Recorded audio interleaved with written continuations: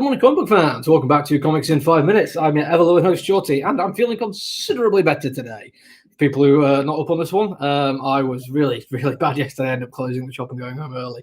But I've had a good night's sleep, disturbed by a couple of incidences of cats trying to get in and out of the house. But other than that, it's all good. And today, because I am back, I'm going to do a review. I'm going to review Heavy, in fact, from Vault Comics. It's not the biggest review of the week. That's going to be tomorrow. And when I say biggest, it's because I've been doing this YouTube thing for a while, I'm starting to notice a few things. And that is that some reviews get way more hits than others. Usually stuff that's got a bit more of a popular backing, Cyberpunk, Batman 3 Jokers, that kind of thing. And from the information we get from YouTube, you can tell that some of this stuff is not done through just people following links from my Facebook page or Twitter or Instagram or anything like that. They're people searching for reviews of stuff and they find them. And that's all cool. But then I'll do something small, like The Possessed yesterday, which I genuinely loved. Like, it's absolutely amazing. And I think it's only been seen once or twice. And one of them might even be me, like, getting a link for it. I don't know. So, yeah. Obviously, if you're here because you've seen it for a review that's something that interests you, that's cool. But go and check out some other stuff, because there may be some undiscovered gems out there that you just don't know are out. But they are fantastic. Also, occasionally, I really don't like a comic book, and then I get way more entertaining. Anyway, Heavy, I really do like. It's absolutely brilliant. There is one thing that stops it from being an absolutely outrageously good comic book, and that is a little bit over-reliance on reference humor. Now, I don't know if this is what Max Bemis is known for. Some comedians and writers kind of get their shtick doing that. Looking at you, the guy who wrote Ready Player One, even though I do like the book.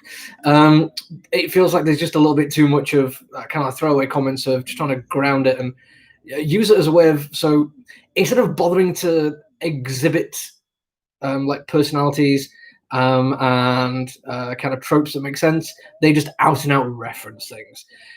Now, does that stop it being an absolutely amazing, fantastic, wonderful comic? Yes. Does it stop being an absolutely just great comic book? No, it is great. It reminds me a lot in terms of the humour of A Patient's Conviction Revenge. There's just an awful lot of great, subtle bits of humour in there. Some of it not so subtle either.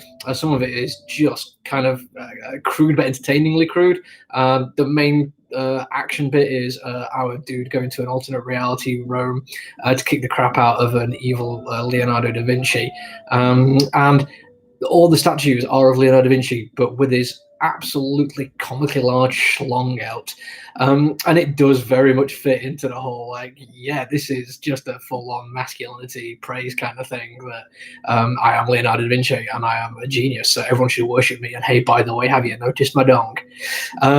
And it's kind of fun that he gets to go and kick ass for that kind of thing. Now, you might be wondering why I'm talking about a comic book involving somebody going to an alternate reality history and beating up an evil Leonardo da Vinci. Well, to be honest, that's kind of the point of the comic book. The guy in it has an almost John Wick-esque kind of backstory. Somebody he loves is being badly done to. He dies, but he's not quite good enough to go to heaven, not quite bad enough to go to hell. So to basically, get more karmic points on his side, he becomes a heavy, hence the title of the comic book, by punishing people in various offshoots of reality to try and make the universe a slightly better place. Now, that in of itself means we get to have quite a lot of fun. I mean, it starts with him just beating the crap out of a high school bully. But then instantly I'm starting to think to myself, well, isn't this just glorifying violence? Because there is something about, like, justified violence where you think, well, that's okay. But sometimes it is, and you just think it's okay because of your personal point of view. But then you just get evil Leonardo da Vinci sitting there with his knob out, getting slaves to lick his toes. And you think, well, you know what? We're clearly not dealing with reality here. We're taking stuff that's kind of far away from it, in fact, and just having fun. And that is not a bad thing. And it is. It's just a lot of fun. And yes, there's reference humor in there, but above all of that, it's very quickly paced, very witty, very pithy at times. It doesn't shy away from any kind of representation, LGBTQ references all over the place, people of different cultures, everything like that. It includes everything. The stuff it takes to piss out, stuff it's negative about, and not ever punching down. That's a really, really good thing. Artwork-wise, it's not the best in the world, but it's that kind of scratchy, lo-fi style I really, really like. Again, think Patient's Conviction Revenge. It just jumps off the page for me. I really, really like it. And for no other reason than when you actually do get to see Rome as he goes towards it.